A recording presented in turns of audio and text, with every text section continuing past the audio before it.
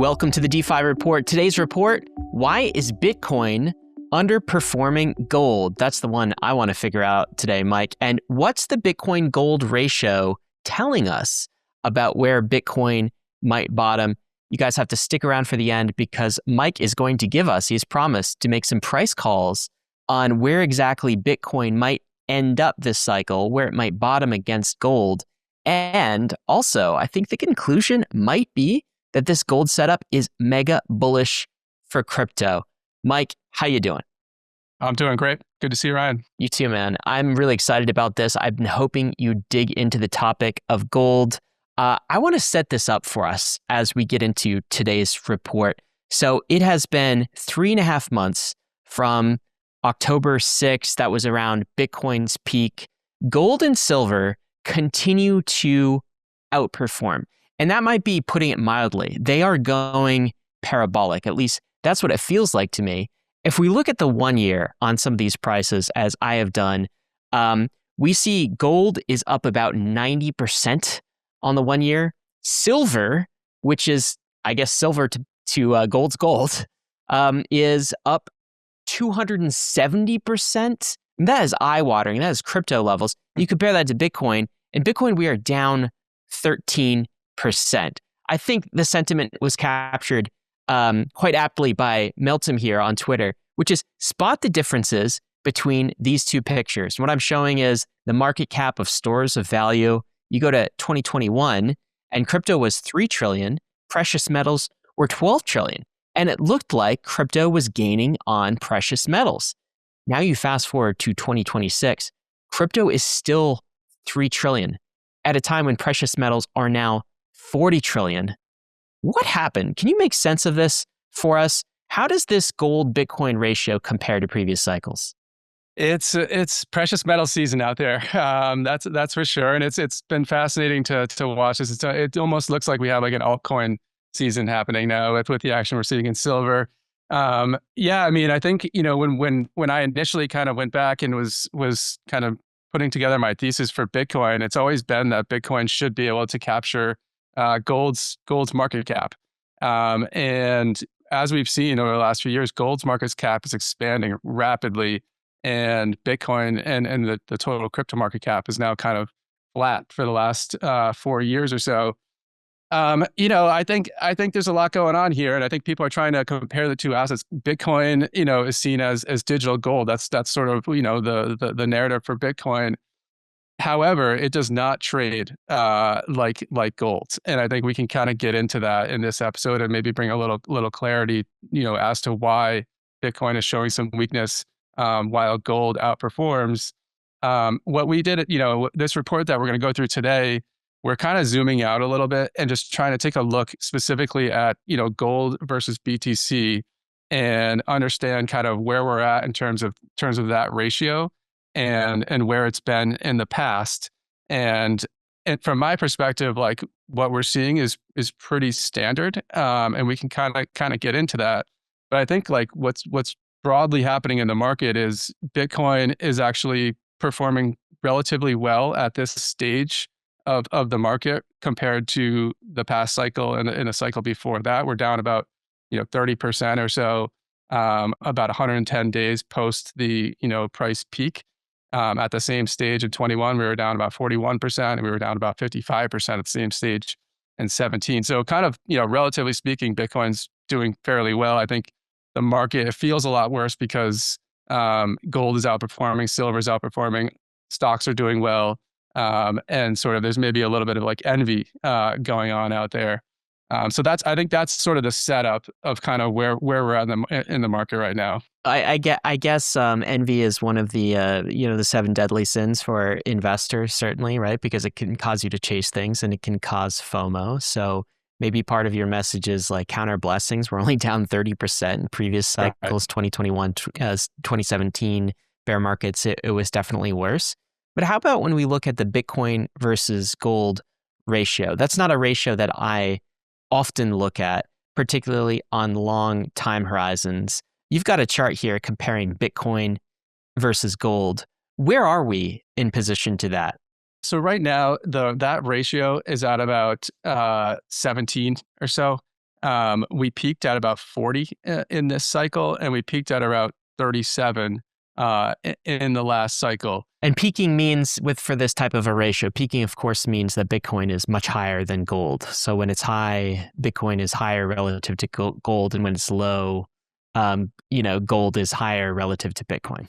Yeah, and there's different ways you can get there. Like in the past cycles, it's looked more like just outperformance from Bitcoin, whereas gold's maybe just kind of like doing its thing, maybe gaining a couple percent a year or so, and Bitcoin is wildly outperforming, and then Bitcoin's coming off of that. And that's kind of what we've seen in the past few cycles. And what we've seen in this cycle that's different is, Bitcoin had, I think, a pretty good cycle up, through October. But we've also seen gold do well and actually outperforming Bitcoin at stages, and certainly over the last 6 months or so. And that's kind of what's different right now in terms of kind of like zooming out and just kind of where are we at with the relationship between these two assets. Bitcoin is down about 53%. That's rising a little bit because gold is just keeps going up with dollar weakness right now. But Bitcoin's down roughly 53% versus gold from that peak that we established earlier in the cycle at 40. How does that compare to where we sort of bottomed, in the past cycles? We dropped 76%. So there was a 76% decline in the BTC to gold ratio in the last cycle. And the one before that was an 83% decline. So kind of zooming out, you kind of look at that and you're like, okay, that actually looks sort of standard in terms of where we would expect that ratio to be. And what I'm trying to do is kind of look forward and say, like, where's a reasonable place where this ratio, might bottom, and what might the price of each asset look like, if we kind of get to those levels. So I'm sort of forecasting that we might go to, maybe a 70% decline or so in this ratio from peak to trough. And that would put us at about 12 or so. And we can kind of get into what does that look like for, potential, price targets. Okay, so we're at about 17 now on the ratios that we said, and you think we could get as low as 12, which would be a little bit higher than the troughs of previous cycles. Yeah, it's really interesting. While Peter Schiff is doing victory laps, you could say, hey, look at this price chart and zoom out a little bit, Peter, and have some humility, because we are up from about 0 on the ratio 10 years ago. So in a decade, we went from 0 to 40, now back to 17. But 17 is incredible when you're coming off such a low ratio point there. Let's talk about gold, though, for a minute, because this is part of the story. It's not just that Bitcoin is underperforming. It seems that there is something about gold that just like these markets love it. And I want to find out why from you. Why is gold outperforming in these market conditions? I think the way I think of this is I think of gold as sort of like a global, risk-off asset. So it's always kind of sniffing out uncertainty on the global stage, whether that's around monetary policy, whether that's around fiscal policy, whether it's around geopolitics. If you kind of look back through periods in history where gold has outperformed, it's always sort of come before major sort of geopolitical events or major market inflection points. And so it's kind of like the alarm is ringing. It's the alarm bell for global markets. I think that's kind of what we've been seeing play out. We are in the middle of essentially a restructuring of global trade. There's a number of countries around the world doing lots of fiscal spending, ramping up military spending. We're in one of these sort of like big inflection points globally. And so it makes sense to me that gold is kind of sniffing this out, and it's really just uncertainty. Like it performs well during uncertainty. What we've been looking at, using some work from Global Liquidity Index, is sort of the participation that we're seeing from kind of the Asian markets, in particular China. This chart that we're looking at here is the PBOC, central bank liquidity in China, and gold bullion, and you can see that chart is pretty correlated, and it looks like China's playing like an outsized role here in the performance of gold over the last year or so. And the big narrative, I think, is like this big debasement trade. But it almost looks like it's more like a Chinese debasement trade when you kind of dig into the data a little bit. And I think there's a number of reasons why gold is really attractive in China right now. And a part of it is, they've been strategically de-dollarizing. They're essentially just not growing their dollar reserves. I think a lot of this has to do with what we saw in 2022 with Russia being sanctioned. They don't want to, they don't want sort of centralized risk with a large pool of their reserves. And so instead of investing in treasuries, they're buying more gold. Gold does not have an issuer. It doesn't have the same sanction risk, no counterparty risk, and then, no settlement rail risk. So I think that's like driving a lot of the demand there from sort of the central bank. And then like the other kind of interesting factor, I think, is real estate has historically kind of served as the like store of value in China markets. And they had a huge bubble in real estate, almost similar to what we saw in the US in 2008. Their real estate bubble peaked in 2021. And what I think may be playing out here is like gold is becoming the thing that people are investing their excess savings in China now.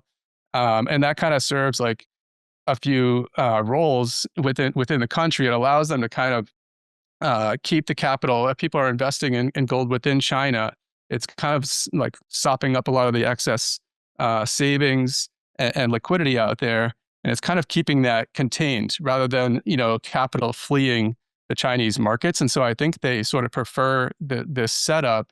And it's a combination of the citizens and the people of China buying gold, but also the central bank as well. And so I think that combination is driving a lot of this so-called debasement trade that's playing out right now. I think that's been the best explainer to me, is basically China is primarily driving the gold prices. And I think you're absolutely right. Like, what I didn't realize before I started digging into these various kind of monetary things is a nation state and a culture can absolutely bless a particular asset class, right? So I think in the US, quite famously, the blessed asset class is US equities, right? The stock market shall not go down. Well, in China, previously, it had been real estate, and then they had a bubble that popped, and there's no store of value asset. So where are Chinese citizens going to store their value? Well, it seems like the Chinese PBOC has now blessed gold, right?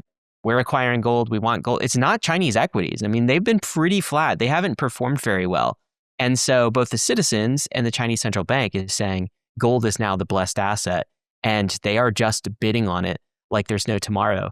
Michael Howell actually goes further, as I was reading some of his pieces this week, and he makes this point, and I'll summarize it by saying, when China prints money, gold goes up. When the US prints money, Bitcoin goes up. And that's kind of his shorthand way of explaining it. And he's looking at a global liquidity regime where actually the US is printing, like liquidity is going down from the US side of things at a time when liquidity is going up on China's side of things. And so gold is going up with it. That could just be the simple explainer. But there's another here, which is like coming from the crypto perspective. You rattled off a few things: no issuer, no sanction risk, no counterparty, no settlement rail that can be blocked. That's why countries like China prefer gold, and historically has been a store of value asset. Well, crypto has those attributes too. What about Bitcoin? Bitcoin has that attribute as well. And why aren't the central banks of the world purchasing Bitcoin as part of this trade? I think that's what, at least a little bit, you could do 80-20, something like that. It doesn't seem to be happening right now. Why? Yeah, I think it's too early for this to happen for Bitcoin, just in the maturity of the asset itself. I mean, we do have the strategic reserve in the U.S. now, and they're not necessarily buying Bitcoin; they're just sort of holding seized assets, and they're just not selling what they have. Not selling. They're just not selling, exactly. And so that's a step in the right direction. And we've seen some sovereign wealth funds. We've seen things. Some countries like El Salvador, right, using Bitcoin but not like on a large scale. And Bitcoin is more of a risk off asset. So risk on asset. Gold is risk off. Bitcoin's more risk on, and it's just trading, through adoption cycles. It's trading through liquidity flows. I agree with what you're saying there from Michael Howell. It kind of responds more to U.S. Liquidity, which has been rolling over. On-chain reflexivity, just sort of the growth and adoption of technology and the internet generally. I think those are kind of the primary drivers of Bitcoin. And so, it's just not going to trade the same way that gold does. And for Bitcoin to become, the risk off asset that I think a lot of us have a thesis for, including myself, I just think it takes time, and it just needs to continue to prove itself and mature as an asset. And it's also like a big demographic, a lot of demographics at play here, because crypto, Bitcoin are generally more supported by younger generations. As these generations, move into leadership positions within governments, within large corporations, I think this is eventually going to play out where it becomes a more preferred asset for as a risk off asset. I think that's what's necessary to kind of get on that same stage with gold. So we're just not there in the adoption cycle. I Yeah. actually adapted this graph for ETH, but I basically stole it from Bitcoiners, which is macro assets have to go through an adoption cycle. And right before they get to central banks, it's the large institutions, it's the pension funds. For Bitcoin, we're somewhere there, right? And you think it's going to take maybe millennials, maybe a generational change to actually propel this for central banks to start acquiring Bitcoin. I mean, it's still not 2 decades old, right? I mean, it's a pretty young asset in the scheme of things. Let's talk about where this Bitcoin gold ratio might bottom, because all price charts, they bottom at some point, and it doesn't look like the energy is going away from gold anytime soon. And you got to tell me if it's going to come back to Bitcoin. But what are the numbers? What do the numbers look like if we get that kind of 70% decline in the Bitcoin gold ratio? Throw something at us. Yeah, that would get us down to about 12. And my base case is that we do establish, a higher low. Okay. I would start to become concerned if we dropped, below sort of where we established that low, in the last cycle. That's not the base case. And where was that low? That low was like what, like 10 it was or something? down to 9. Yeah, 9, it went down okay. to 9. We're at like 17, roughly right now. So I'm thinking we may go down to 12. That would be a 70% decline. It was a 76% decline in the last cycle. And then just trying to figure out like what does that look like, in terms of the price of these assets. My sort of biased view here is I think Bitcoin, still has some more weakness to come here. And so I'm sort of thinking, okay, if gold could potentially keep moving, it looks like that's going to be the case, at least right now. So if you had gold go up to 70K and Bitcoin drops, 70K? Do you mean? Sorry, 6K. Okay. 6K for gold. I was like, wait a second here. 6K for gold. And then, maybe you get a 20% drop for Bitcoin, that gets you to 12, that ratio of 12, that'd be one way you could get there. That would be a 6K gold price and 70K Bitcoin price. 6K, of course, per ounce. Right now, it's what? I saw it hit 5,200 per ounce, it's which over is like an all-time high. Yeah. Yeah. Okay. Congrats to the gold bugs out there. You've been waiting a while. Exactly. So, that's one scenario. Bitcoin, if gold, starts to kind of lose steam here and it gets to 5.5K, then, to get to that 12 ratio, you're looking at a 65K Bitcoin or so, which is kind of, these are sort of, where we think Bitcoin might be heading. If gold just kind of stagnates and you might get to like a 60K BTC. If gold were to show weakness, that would potentially be more weakness for Bitcoin, I think, and that's where you get those lower targets on Bitcoin. If we kind of extrapolate this out a little more and we say, okay, well, that's the base case. What if it actually comes all the way down to where we went to last cycle, and it does that on gold's strength? So gold gets up to 6.5K or so. Then you're looking at like a 65K BTC.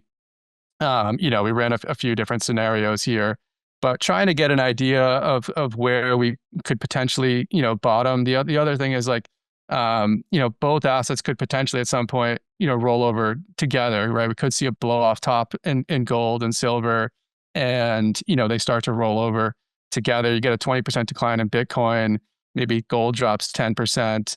That's another, possibility here. So we'll see. We'll see. I mean, I think it's interesting to watch this play out, and it's all leading to like an interesting setup. Well, let's talk about that setup, because there are two ways to kind of interpret this, right? With the meme I was showing earlier, the market cap, 3 trillion in crypto for store value assets versus 12 trillion in 2021. And now crypto's still at 3 trillion and gold is at 40 trillion. And there's a bearish way to interpret this, and I'll give you that and allow you to respond. And then you tell me how you interpret it. The bearish case is, Mike, this is our moment, okay? And so institutions and ETFs, and we've got a new crop of buyers from last cycle, and we are supposed to be, Bitcoin is in particular, the risk-off asset, right? The asset that goes up and follows gold on the way up. And what's happening now, when gold and silver are far outperforming crypto. And by the way, silver is an interesting story here, because I don't recall silver being at play in previous down market cycles. That seems somewhat new, and it's absorbing some of the energy, right? It's like if Bitcoin, if gold is gold, and Bitcoin is silver to gold's gold, right? Well, no, actually, it looks like silver is taking that place. Silver is actually, the silver to gold in this case. And so, what if the meme breaks here? What if the narrative does not follow is not reflected in price, and investors look at this and they say, why am I holding this digital gold asset when it's underperforming actual gold? It must not be real. And when you're dealing with a mimetic asset like a Bitcoin and all crypto assets, there's a reflexive loop here, right? And so if that narrative gets broken, we could be in somewhat of a downward spiral. That's maybe the bear case. What's your take on this? What's this setup look like to you? I think that all makes sense to me, as like the longer this goes on, the longer gold shows strength, and silver in particular. And I think there's actually probably a decent amount of like speculative crypto traders that are now, participating in the silver markets. And so I think the setup, like, to me, the longer this goes on and the longer Bitcoin shows weakness in these conditions where people are getting really frustrated that this is supposed to be Bitcoin's moment and it's not really happening, especially, we're seeing, more dollar weakness here. I think it kind of creates that setup that I'm looking for sort of like the market getting a little bit off sides, because I think this is like kind of what I'm looking for is sort of sentiment to get so sour that there's sort of like a capitulation where people, because you're right, Bitcoin's a very mimetic asset. The narrative can really start to take over, and if people are really starting to sour on it, and the price is kind of coming down, and gold's holding its ground or doing well, we could start to see some interesting narratives start to form. We've seen this, right? We've seen what happens, at the bottoms of markets. It tends to get pretty ugly. So if you saw Bitcoin's price starting to converge towards MicroStrategy's cost basis, which is around 75K, as this is playing out, you can imagine the FUD that's going to be, in the market. We've already seen like this, this, I'm not going to call it FUD. I think it's legitimate concern around quantum computing. And there's sort of like to me, this is more of a perception risk than like actual risk right now, but there is a little bit of perception risk here, especially with the way that the Bitcoin core developer community has sort of kind of hand waving at this concern, when we're seeing investors show some concern around that. So that's something that's sort of building under the surface a little bit. We mentioned the dollar weakening here. Gold is responding really well to that. If Bitcoin keeps stagnating, this just sort of adds to this angst, I think, in the market. And we know that the Clarity Act and, regulatory progress is already kind of stalling here, and getting pushed out. So we need that to get done. And that's a potential big catalyst for crypto. The other thing I'm looking at is just the Bitcoin hash rate right now. So it's already kind of come off a little bit from the highs. It started declining back in October, November area.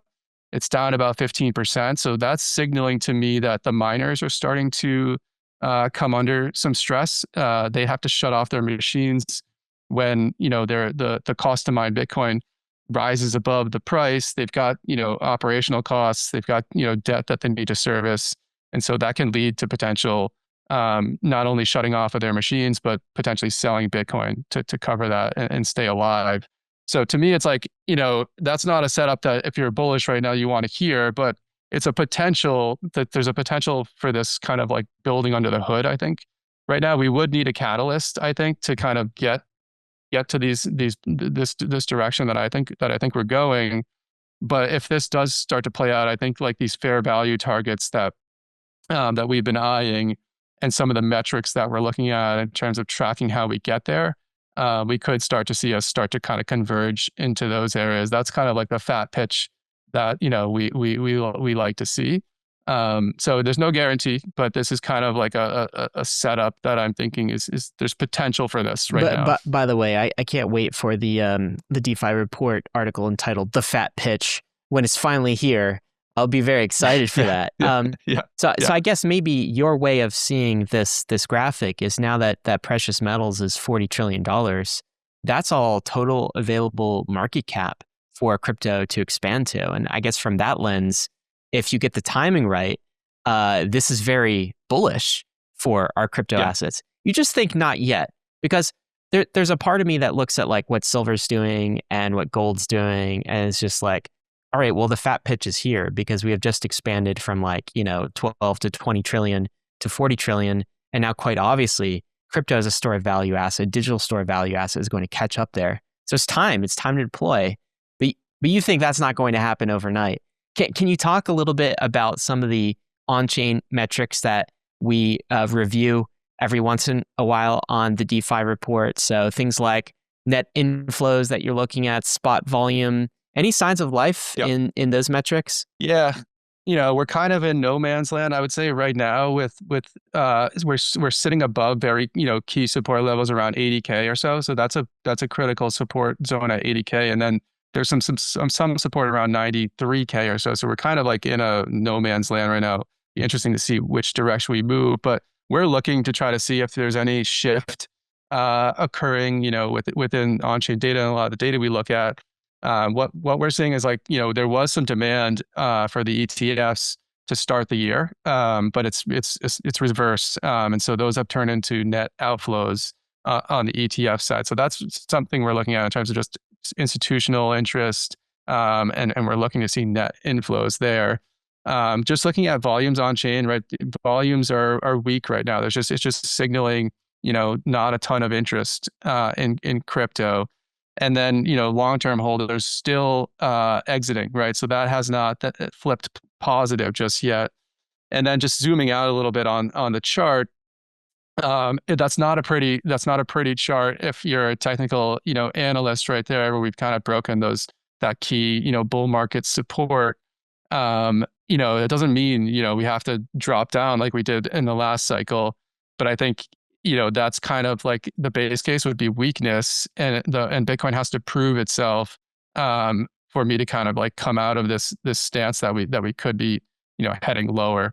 So I think that's kind of like what I'm seeing with the data and stuff, and then you have the narratives that are sort of like brewing under the surface, and like just more and more attention going towards gold and precious metals.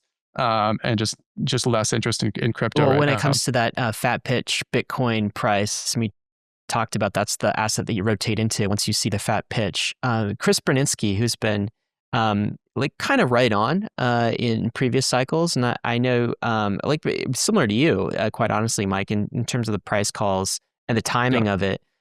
He gave these numbers. So he says, I'm not a buyer yet, but if I were a buyer, the areas to watch for Bitcoin are 80K. That was the November 25 low. That was the local low of the bear. 74K is another key. That was April 2025. That was the tantrum tariff. We hit another number he thinks is key is 70K. that would be the top of the 50 to 70K range, which would be near the 2021 high. 58K, which is, I know, a metric that you like, the current 200-week simple moving average and on-chain cost basis. And then 50K and below, that's the bottom of the weekly range. Psychological pain before that, that's where you really get the death of Bitcoin calls once again. Michael Saylor, he's an idiot. The Economist is calling him out. All of these things happen when you get to those types of numbers. What do you think of these numbers? Chris says he's not making a move until he sees something in this range of 50 to 80K. What do you think of this? Yeah, I think Chris is a fantastic analyst, and I'm pretty aligned with him on these key support zones right now. So to me, the main thing that I'm looking at is like the 80K line. It's possible we've sort of seen a big retracement, which is what I would expect. As we sort of break the cycle, we came down to roughly 80K, low 80s. And that was we were oversold at that point. And we've since seen a little bit of a counter trend rally that got us close to 100K. We didn't quite get there. And now we're back into sort of the no man's land below that sort of 93K support, above 80. So the next big sort of move here, I think, is going to be to see whether or not we break down from 80K. We already had the sort of retracement that I would be looking for to get back to 100, and we failed there. It's possible that we're just taking a break and we're going to try to go back up there. So that's certainly a possibility where we try, failed, and maybe make another run at that. That's possible. The other scenario is potentially weakness, and we'll see if 80K like really gets bid up, and that's kind of like the barrier there. So that's something I'm definitely watching for. And we've seen some other assets that we've been tracking pretty closely performing quite well over the last week or so. Hype is up quite a bit. We covered them last week. Maybe we should have been buying Hype last week. It's up, I think, almost 50%. The way I think of that is like, again, that to me that looks like sort of a local oversold levels that it was at. It's now kind of rallying off those, and it'll be interesting to see if it kind of starts to establish a higher support zone there, and if it can hold up if there's more weakness from BTC. So something I'm watching for, but it's a positive sign for me for an asset that I like to be showing a lot of strength like this in kind of a risk-off environment. I was going to ask you about this maybe as we bring this to a close. So, Hype is up. It's up, 50% or something on the week. And you wrote about this, but your entire thesis for how you're deploying capital is you got to wait for the cycle, right? And you rotate into Bitcoin first. So you're being patient with something like Hype. But there is the possibility here, Mike, that some of these assets, maybe a Hype, for instance, could trade countercyclically. And the reason, could be quite simple, which is like Hype isn't just crypto assets. It's also assets. Yeah, I mean, you could have perps on gold or real world assets, right? And so if there's a bull market somewhere, perps and fees could be generated, and this could feed into Hype. So it might trade countercyclically to something like a Bitcoin. And if you wait too long for that, you might miss it. An asset that I know you like. Are you worried about this, or is this where the DeFi report, patience has to kick in and do some legwork? Always worried. Always got to be paranoid. Investing in the market. So I think it's fair, and it's something we highlighted in our report that we published. That real world assets are like the number 3 volume traded thing now on Hype, and this became a narrative last week. And there's some pretty good data on it. So I think this is driving, more speculation from crypto natives right now. Is this going to sustain, if we're in a risk-off environment with not a ton of interest in crypto and Bitcoin in particular? My base case is like probably not. However, I'm open-minded to this idea that like we could see like dispersion, right? As crypto markets mature, we should see assets that have strong token economics, that have strong fundamentals, potentially just sort of separate from Bitcoin at periods. We have seen this, previously as well. Something I'm keeping an eye on I tend to think it will show weakness if we do like get more weakness in Bitcoin itself, and just like liquidity conditions within crypto, continue to dry up. But definitely something, to keep an eye on. If you guys want to follow these reports, we do these on a weekly basis, of course. That's at the DeFiReport.io. If you're not subscribed, make sure you subscribe wherever you listen to podcasts. We'll be talking about more of this as things continue. And of course, got to let you know, none of this has been financial advice, but thanks for following the DeFi Report. Stay curious. We'll see you next week.